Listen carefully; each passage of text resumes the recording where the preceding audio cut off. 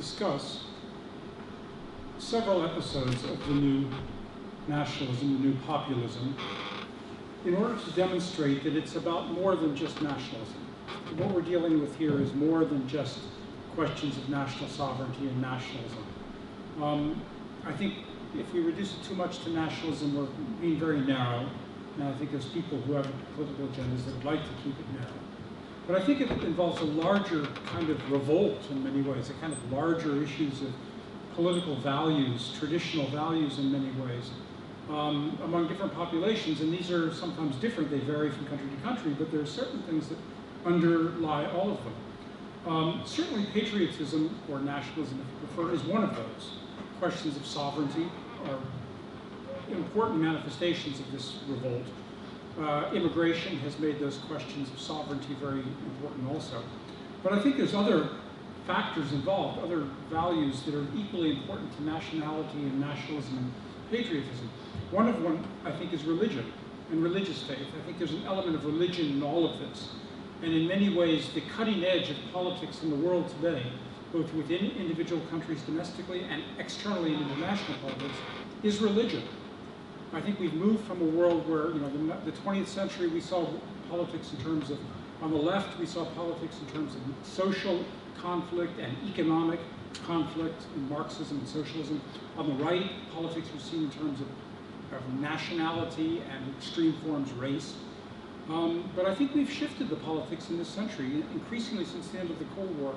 The big polarity in the world today, in many ways, is religious. The division of the world is religious. And I could be even more specific, I'm going to be even a little more adventurous and say that it's even further than that. There's one aspect of religion, there's a number of aspects of religious manifestations of politics which are important. But overwhelmingly, the one that is by far the most important manifestation of the new religious politics is the politics of the family and sexuality. This is the manifestations of conflict. Again, both within the developed world and in the West, domestically, and internationally, with the Islamic world, or with civilizations like the Hindu world. Religion and increasingly the sexual manifestations, religion is the manifestation that is played out and created conflict. So I want to just talk about four instances of the new nationalism, especially in Europe and in the West today, and show that they are, to show how this aspect of politics, this new cutting-edge aspect of politics is important, is actually a kind of subtext that runs through all of this. The four examples that I want to talk about are Poland, especially the election of the PIS government about, 18 months ago, or a little more than that, in October of 2015, very conservative government. The fact that Poland has a very conservative legislature, there's no liberal left-wing parties even represented in the Polish legislature. All the politics run from center-right to the right. The second one, which I'll talk about very briefly, is Hungary under the Fidesz party, Viktor Orban, which actually predates the PIS government in Poland. It goes back actually to the 90s, the first Fidesz government in Hungary. They're very similar. The third manifestation, again, these are all linked together in other people's minds, so it's not unusual I've chosen these four. The third one is the Brexit, the British revolt against the European Union and the decision to pull out of the European Union. And the fourth one is Trump's America, which I'll talk about just briefly. But I can give other examples. I'm just giving these are the most obvious ones. And I want to show in many ways that, especially in the European countries, Poland, Hungary, Britain, are often interpreted as clashes with the European Union. But in many ways, I want to argue that some of the clashes, some of the manifestations of these revolts are in many ways kind of procedural, in a way. And that but underneath are issues of more substance, which are sometimes not always those that are on the radar screen of the media and of academics, even like us. All of these have a number of features in common, these four episodes. There's intense media hostility to these events in the four countries, intense hostility from the academic community, us, intense hostility from the international organizations that we just heard about, the European Union, the United Nations and so forth. The failure of public opinion polling is another one in both Brexit and the Trump election, but also to some extent in the PIS election, the public opinion experts failed. Another aspect I won't talk about much, but in both of them there's a very strong manifestation of two aspects of politics which are very undemocratic, the more undemocratic branches of government, the judiciary and the bureaucracy, whereas these revolts have taken place more through the democratic branches of government, the parliaments or the executive or popular referendum. And another aspect that they all have in common is much of the opposition to all four of these revolts have come, for reasons that are not always clear or obvious, they have come from feminists and from so-called women's marches. Now, why is this the case? It's not always obvious why this should be the case, but it is. So all of these episodes have a subtext of sexual politics and family politics, which again is not always clear. Just briefly, the PIS election 18 months ago, the conservative government was elected in Poland. Since that time, there have immediately been clashes over several issues. One is the constitutional tribunal, the allocation of power in the country's constitutional tribunal. Secondly was the allocation of power in the state-run media. There have been clashes over who controls the state-run media. And thirdly, there's been conflict, direct conflict with the European Union, between the Polish government and the European Union, which is intensified by the question of migrants, settling migrants from the Middle East, but it didn't start there. It predated that by months. So these are the main issues. So again, these are the issues that have been on the media radar screen. But underneath this, there's another issue that actually was much more, in many ways, much more emotive in Poland, which wasn't on the media radar screen for months, and that was the popular referendum on abortion. These other things I mentioned, the judicial dispute, the dispute over the state-run media, the clash with the European Union, all this was provoked by the government. Okay, but at the same time, in Poland, at the grassroots level, Polish citizens, mostly young people, citizens, people your age, collected something like, I forget how many signatures they collected, two or three times as many signatures. They needed 1 million signatures. I think they collected 2 million signatures for an initiative to get a restrictive abortion law onto the ballot before the parliament. Okay, so this wasn't a government measure. This was a citizen grassroots measure. And as the European Union was attacking the Polish government in Poland for what it called a threat to the rule of law and for destroying democracy, the people of Poland were circulating these petitions, this initiative, referendum in effect, to place this initiative on the ballot. So if anything, the people of Poland, the students and those who gathered these signatures, were more radical or more conservative, if you like, than the actual government. And that was what really mattered to them, is the abortion issue. It's also true, so my point is here that what the real issue of grassroots interest to the Polish electorate was not the constitutional tribunal, the media, and these other things. It was abortion. It was a family issue, an issue involving the family and sexuality. Interestingly, too, there was a huge march when this finally got to the ballot, when this finally got put in front of the parliament, the Polish parliament, just about a year ago, a little more than a year ago. What happened? There was huge demonstrations in Warsaw and other cities by the feminist groups, dressed in black shirts. I thought the symbolism of that was kind of, I don't know, significant. They were wearing black shirts to march this. And the Polish parliament backed down. They threw in the towel. They were intimidated by these marches, and they threw in the towel and they refused to consider this. And they lost a lot of support as a result of that. So my point is there that the subtext of sexual politics and family politics was actually more important than the other issues that were on the radar screen. Natalia Duholm of LifeSite News put it very clearly. She said, this is simply the purest form of democracy in action at a time when the European Union was calling Poland a threat to democracy, was labeling Poland as a threat to democracy.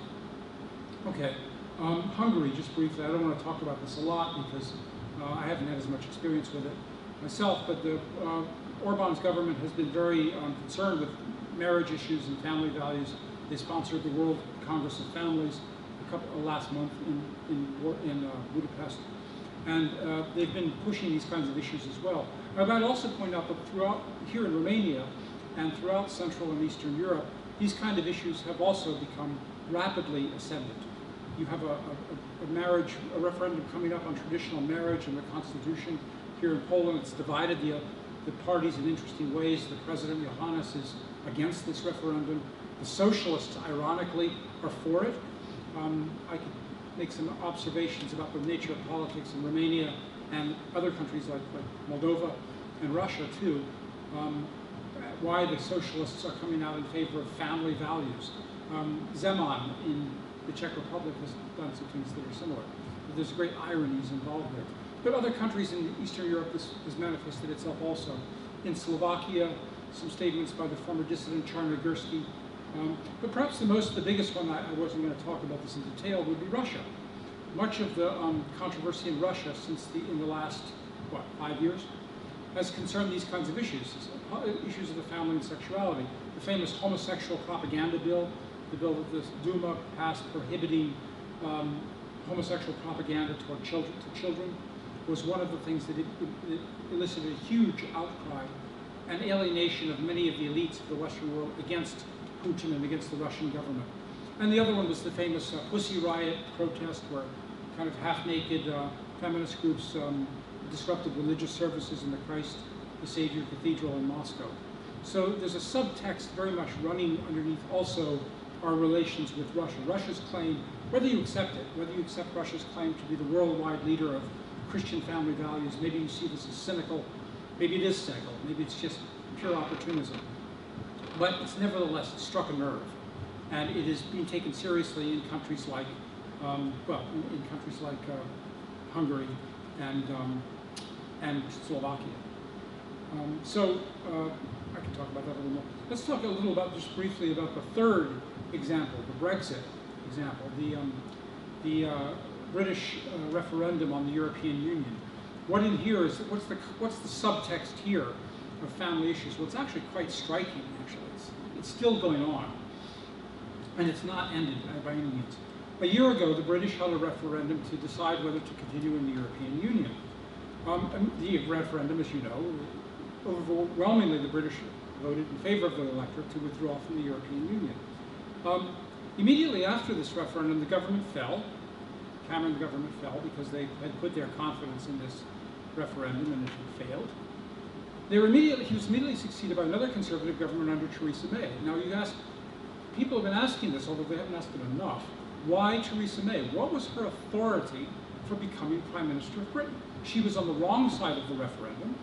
She was in favor of remaining in the European Union. Her side lost. So what authority or mandate did she have to become Prime Minister of Britain? All on top of that, as she was being made Prime Minister of Britain, there was a huge discussion in the media about that her government represented an attack on privilege. Okay, in the form, and what's meant was an attack on private education. Okay, because she was opposed to, had some aspects of her government were opposed to private education.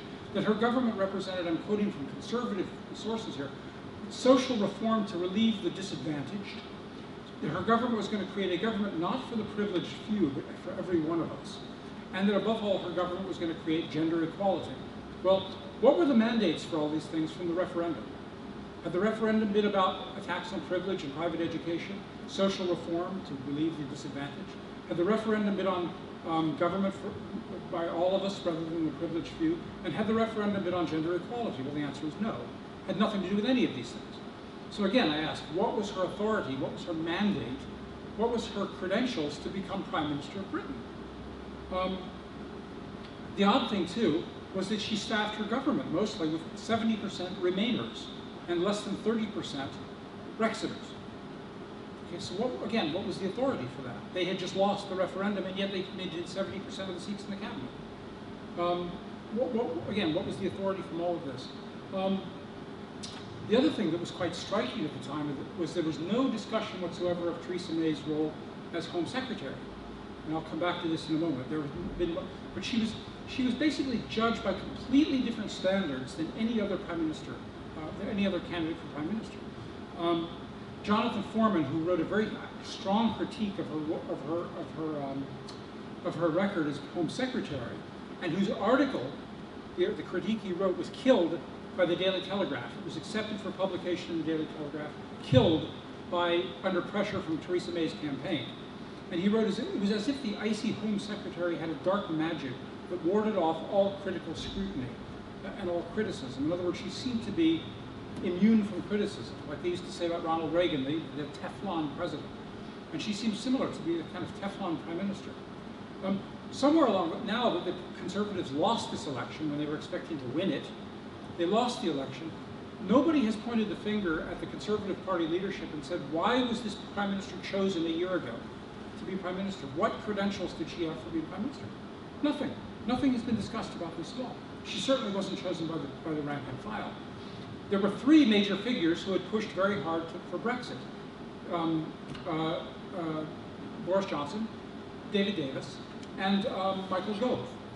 All of them none of them were even considered seriously for prime minister. The only other person considered seriously for prime minister was Andrea Leadsom, who was immediately attacked for her role as a Christian and her belief in family values. She was savagely attacked in the conservative press as well as the liberal press, and she was excluded from the being prime minister. Not only that, but after Theresa May became prime minister, the woman that attacked Andrea Leadsom, Amber Rudd, then moved into the role of Home Secretary. Okay, the one who had led the kind of hatchet job against Andrea Leadsom succeeded Theresa May as Home Secretary. So what was and then the other thing that was quite striking about this was that nothing really changed.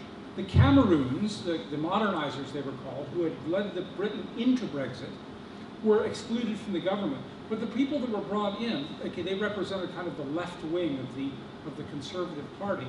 They were then replaced by Conservative ministers who were even more left wing than they were.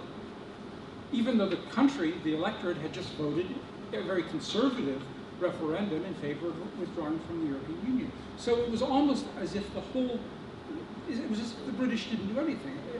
It was just as if the British electorate counted for nothing. And Theresa May, they just simply staged, again, a kind of coup d'etat. It was widely, I could quote you many commentators in the British press who pointed out that the Cameroons, Cameron's cabinet, was replaced with female faces from the same out-of-touch governing class. And as Janet Daly wrote in the Daily Telegraph, maybe the problem with the Cameroons, the modernizers, was not that they were too glib or too wrong in their policies, but that they were simply too male. Okay. Well, again, one has to ask nowadays, now that the Conservatives have lost this election, why did this happen? Why did the Conservatives shoot themselves in the foot? Not so much in this election, but shoot themselves in the foot a year ago when they chose this prime minister. It's clear, the other thing that's very clear about this election in Britain was that it was very much a referendum on terrorism, right? The British had just been attacked several times by terrorists. And it's very clear that this was a referendum not only on a prime minister who had allowed her country to be attacked by terrorists, but who had previously spent, 6 years as Home Secretary, who should have been fortifying her country against terrorist attack. What did Theresa May do for 6 years as Home Secretary? Was she fortifying the country against terrorism? According to Jonathan Foreman, whose article I mentioned earlier, she did nothing to fortify her country against either terrorism or immigration. She spent the 6 years doing two things: pushing for same-sex marriage, which had no authority in the Tory party election manifesto. There was nothing in the Tory party election manifesto in favor of same-sex marriage, but she pushed it through the cabinet and passed it through the parliament. So she spent her time same-sex marriage. And the other thing she spent her time doing as Home Secretary was promoting programs on violence against women, domestic violence, and various forms of sexual assault and these sorts of things.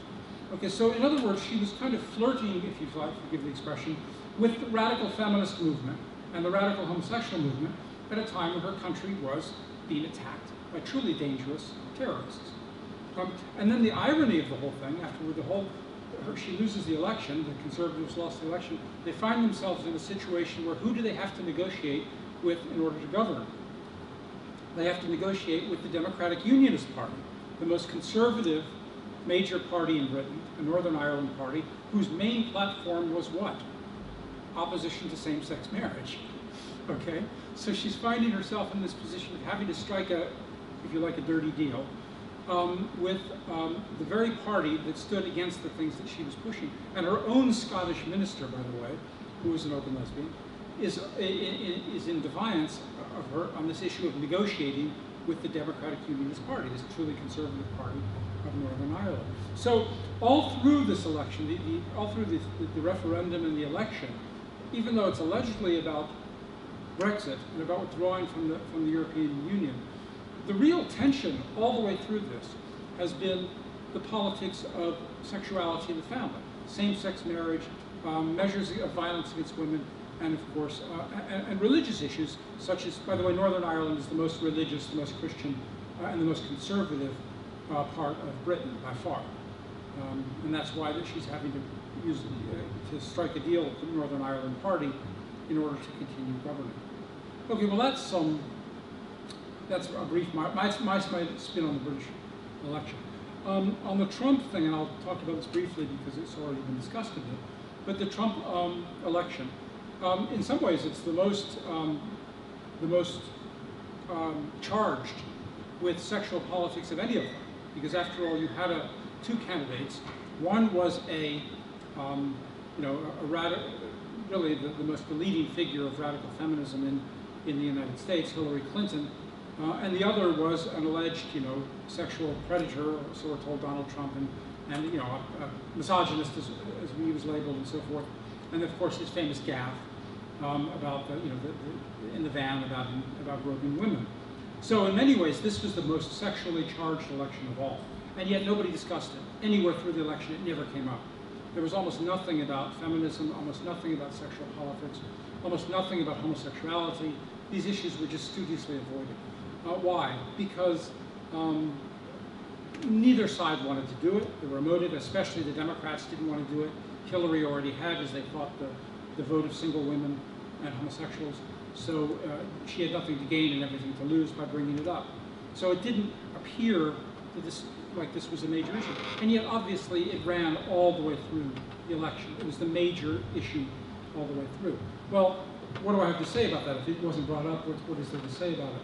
I would say one thing, it does have something. The one thing that is interesting to me about the election and where this does come up is that is the way that the polls and the mainstream political elites were caught with their trousers down, so to speak. They were caught completely off guard. They completely failed to predict this election. Why did they fail? Well, they failed for a number of reasons, which partly have been talked about. But I would say the main reason they failed, the main reason people lied to the opinion pollers, was because they were scared. They were terrified. The radical left today in the West, especially in the United States, doesn't argue, doesn't debate, doesn't discuss issues. Its main purpose, its main technique is accusations. It accuses. It accuses people of wrongdoing. It accuses people of being racist, misogynist, homophobic, Islamophobic. It accuses people. It's not just cultural. It's not just a matter of disagreement anymore. We've gotten a culture in which criminal or semi-criminal or quasi-criminal accusations have become the currency of politics. Okay, where we are accusing people of and to be fair, Trump did this too.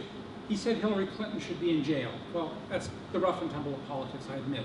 But my point is that both sides play this game a bit. But it sounds like some of it's the rough and tumble of politics, but some of it's reflects, I think, a very dangerous trend in our politics. The use of criminal accusations, the use of criminality, the use of judicial procedures, not always criminal, sometimes civil, to settle political differences. And this is a very dangerous trend, but it was very strong in the election, and it's become very strong generally.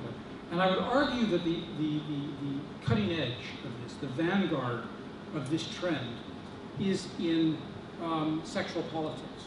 And you see it very strongly in American universities. You see it in the military, where people are accused of crimes that they cannot defend themselves against. Criminal accusations, quasi-criminal accusations, accusations of things that sound like crimes even though nobody knows quite what they are. But this is very, very strongly, well, it's become a big part of American politics. And it's something that Hillary Clinton is on the cutting edge of. It's something that Theresa May is on the cutting edge of. And it's something that same-sex marriage initiatives are on the cutting edge of as well. So it's something that needs to be thought about, at least. I won't go into great detail, but I can go into more detail if anybody's interested. I've given you 4 examples here of this trend. I think I could have chosen any other examples as well, a number of other examples. We just heard about the European Union and the United Nations. Most of what I can tell you, for one thing, especially the United Nations, most of what the United Nations does these days, on the below the radar screen, if you visit the United Nations and see what they do on any given day, most of the UN bureaucracy is engaged in some kind of politics involving sexuality. It's what they do most of the time. You don't see it, it's not on television, it's not in the news, it's not in the newspapers, but it's what the UN does most of the time. You heard about abortion, same-sex marriage a little bit. Those are the things, even though there's no actual warrant or mandate for those things in international law, they are what the United Nations spends most of its time doing, is sexual issues. The European Union, less so, but also, among the bureaucracy, that's a lot of what the European Union does. Even though sexual issues and family policy and family law are not part of the competence, if you know that term, the competence of the European Union. So I could have chosen other examples as well, but my point is just generally to make you think a little bit about how these issues, this kind of subtext, which I believe is running through much of our politics and which is going to increase, and I think it's going to increase here in East Central Europe as well. So, thank you.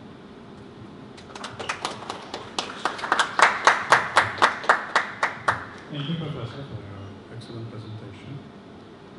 And floor is open. Okay.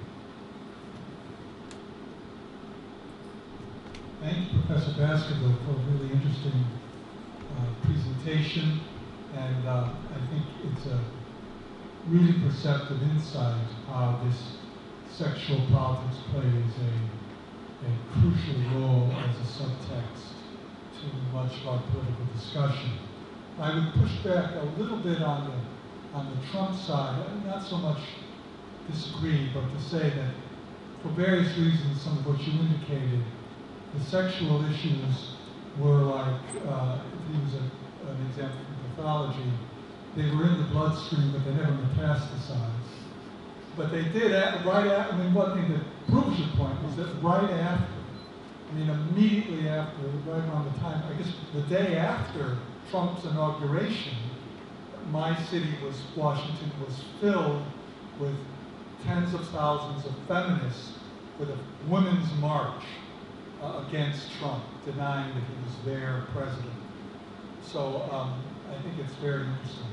But I want to probe with you and ask for your opinion about how you think this politics works out in the support of feminists for immigration, even from Islamic countries that have very different views about women. Thank you. Questions? Actually, I wanted to point out this women's marches after the Trump election. Yes, as you say, there were women's marches throughout the United States. The striking thing about those women's marches, too, is it wasn't clear what their grievances were. They didn't have any specific grievances. Trump hadn't done anything. He hadn't even said much about women or family policy or women's issues. It kind of avoided those things.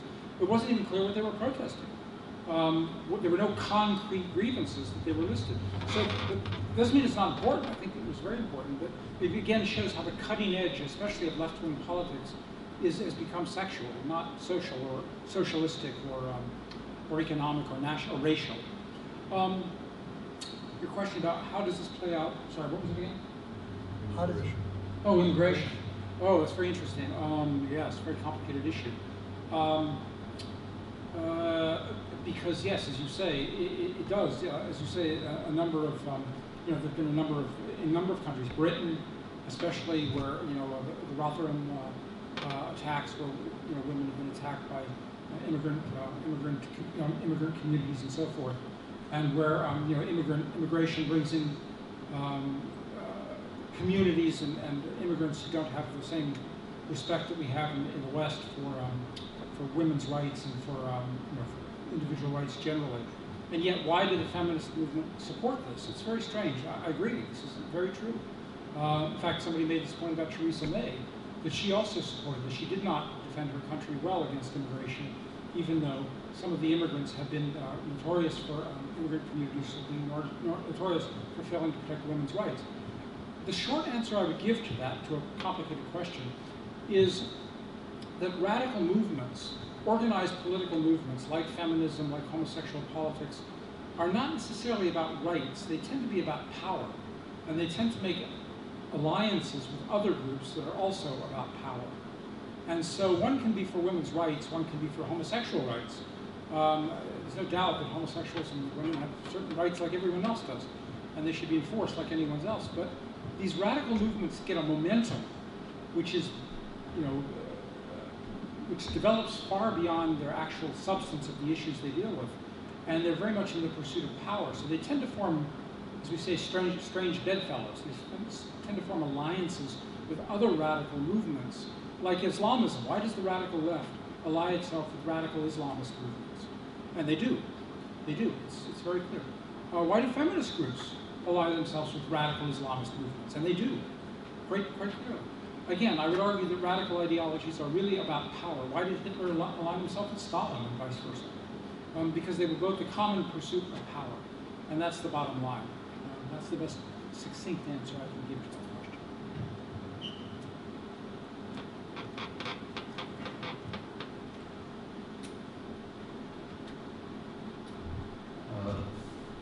Thank you, Professor Stephen, for your presentation. I'd like to focus on the feminist reaction to President Trump.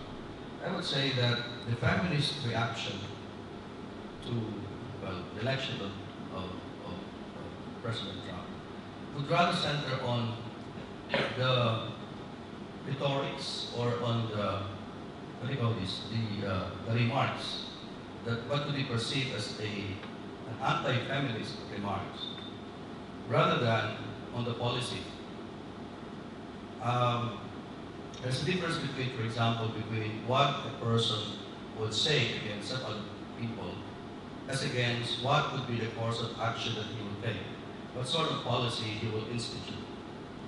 And I would say the question is there a connection between the rhetorics and the policy, or the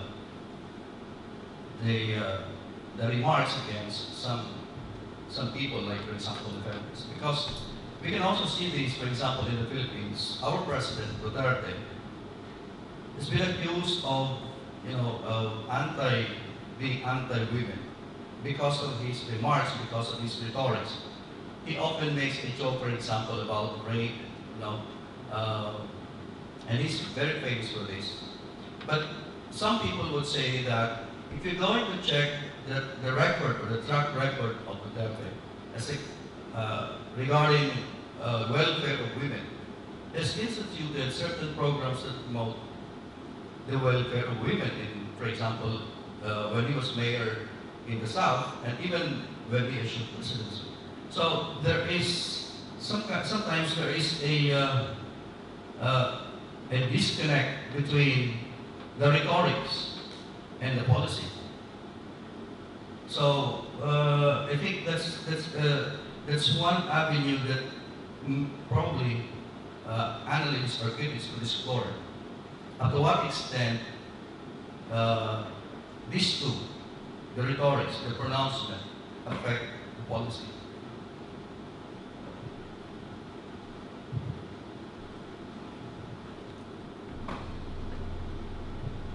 That's a good question.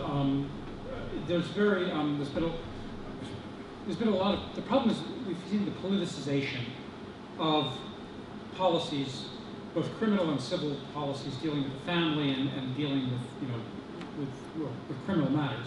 I mean, I hope nobody, I'm sure we all agree that rape is a crime that should be punished. So is violence, violent assault, you know, so is stalking. I mean, the standard things we hear about are crimes, and they should be punished. They should be punished with due process of law. There should be protections for those who are accused, for protections for the innocent, but they should be punished. The problem is that, first of all, the feminist movement has politicized these things. First of all, rape, assault, stalking, all of these things are already crimes in every jurisdiction on earth, and they are punished. The feminists, however, have politicized these things and made them into political red flags. As a result of that, some other people on the other side, or should we say some conservative politicians, trying to be provocative or trying to rebel against this, have made some very stupid statements. This has happened in the United States, where they've made some statements seeming to dismiss rape or domestic violence and so forth. And this is unfortunate, and it's wrong, and it's not very constructive as well. So there's been kind of a very bad attempts to be provocative, attempts to be politically provocative on both sides, and that's a failure to really understand what's going on here. And what's going on here is the larger problem that's going on here is the politicization of the judiciary and the politicization of the law, the criminal law, and the politicization of the family. I mean, those are all things that have become dangerous trends that have a much larger context than what I've discussed here.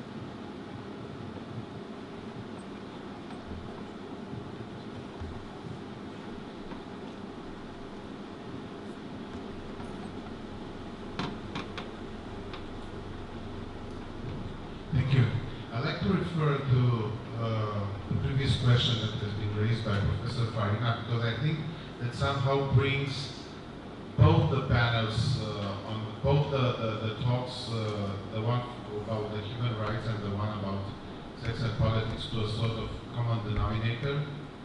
I think that the main reason why feminists support migration and support, Islamism, is that they simply don't see the issue as the conservatives I see. Is that feminists, they don't perceive migration as an act of the clash of civilization, as an act of cultural war, as the conservatives do. They simply see it as a sort of the very shallow human rights issue. Is about poor people coming up and we should help them. So they stay at this level, being ideologically motivated, of course, and they don't go into the depth. They don't go into the depth of perception that involves cultural issues and this kind of things. So yes, you're right. I have to tell you, I have a personal experience on that. 1 year ago, I talked to a friend of mine who's gay, and he was very much supporting the migration. It was a huge scandal in the European Union. And I told him, I said, you know what the Islamists are doing to the gay people? I mean, they throw them from the buildings. They kill them with stones. Do you have any idea what these guys are thinking about people like you? And he was shocked. He said, well, yes, but these kind of things would never happen in Europe. So let them come. I mean, it is, yeah, because they simply see, again, politically motivated, ideologically motivated, they don't see that far. So that's why I think this is how that. Second, I have to tell you that I love whenever I meet Americans talking so passionately about European Union. It's very good for us to hear your perspective. So that's why, if you don't mind, I would say a few words about the US campaign, telling you that I'm not that sure that the sex issue was totally out of the campaign.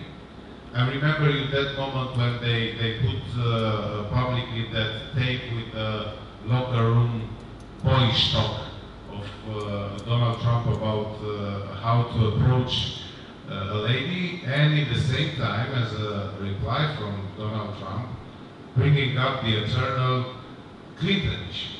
Come on, when you talk about Clinton, you cannot avoid sex. I mean, and in the political battle, Trump really replied very hard on Clinton issue that we all know. So sex was there, but I think that in this, if you want sex war, nobody won.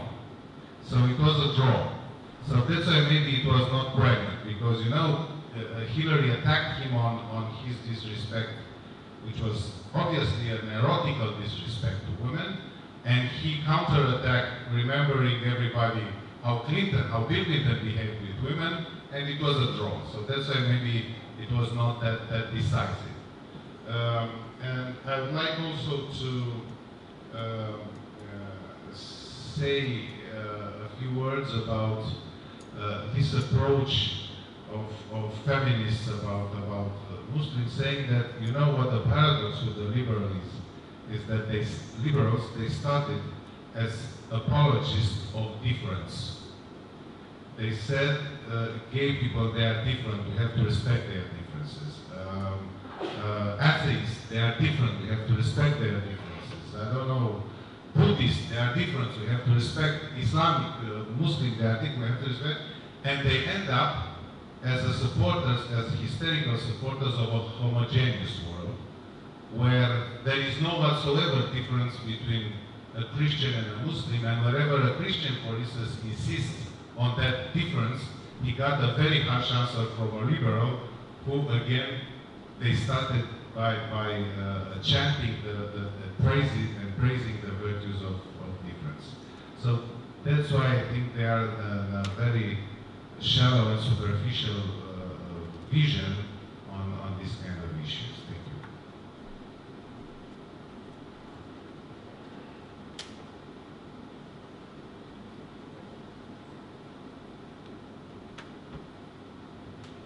Thank you for those interesting comments. I could spend all afternoon giving variations on that, but I'll just respond to a couple of points you raised, which is interesting.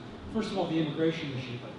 It's full of ironies involving Islamists, feminists, and others on the immigration issue. For example, in immigration, feminists have created a situation where an accusation of domestic violence is a silver bullet to go to the front of the queue for immigration. So if you don't get your immigration accepted, if you're turned down, just claim domestic violence against somebody, and you go to the front of the queue and you get into the country automatically.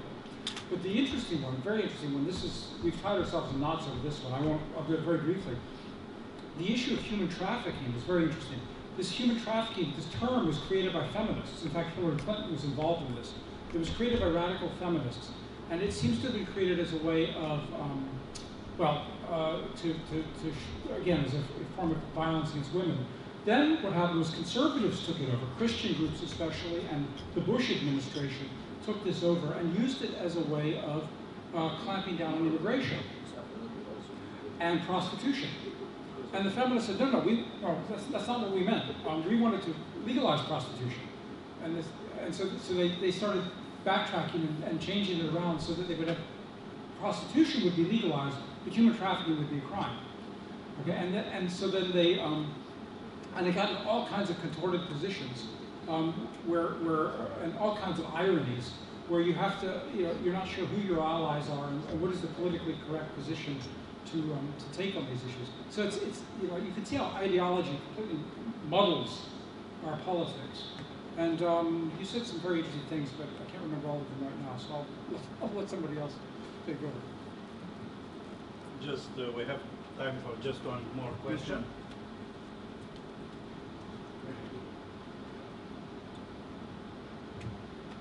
Okay, to Professor Baskerville, but not only. Since you brought religion into the discussion and suggested, as far as I understood, that the battleground is to some extent religious, I was wondering if, in your opinion, we're seeing some kind of reactivation of religious or traditional values? And if there is some kind of resistance or maybe even a clash between societies religion, and these kinds of interferences or outer attempts to regulate and introduce, as described in introduce new values as described in the previous presentation.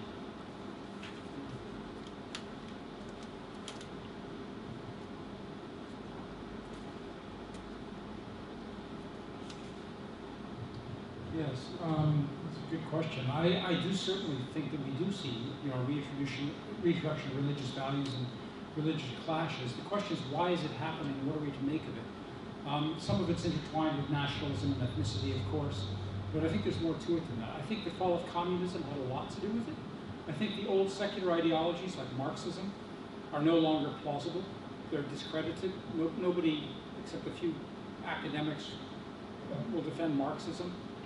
And so what's happened is the old Marxist ideology has been splintered. Part of the world has moved toward Islamism, which has recycled some of the old Marxist grievances, but in religious terms. For example, they attack the West for exploitation, they attack the West for capitalism, they attack the West for imperialism. Because on the one hand, they take the old left-wing grievances and they cast them in religious terms. On the other hand, they also understand the power of sexual morality. So they take this, they've achieved a kind of a sexual puritanism, which also gives them, I think, much more power and urgency than secular ideology ever did. So basically what they've created is religious ideologies or combined religious, very violent and sometimes terroristic, political and sexual ideology. Which is very potent and very, obviously terrifying. Elsewhere in the Western world, the Marxism has kind of given way to this more sexual ideology also, in the form of feminism and homosexualism as well, which was there. I mean, that came out in the Bolshevik Revolution. It came back as early as the French Revolution. But it's emerged as dominant, again, since 1989, since the collapse of communism. So in the West, you've got this sexual ideology, feminism and homosexualism on the one hand, and in the West, in the South, you've got Islamism, Hindutva, politicized Buddhism, all of which also have a very strong ultra-masculine aspect to them. And so it's very complicated, but I think that's basically the polarity that we're seeing in the world today. And we haven't yet learned how to deal with that. We're still fighting, the cliche, we're still fighting the previous war. We're fighting the wars of yesteryear. Socialism, communism, racism, fascism. That's not what's happening today.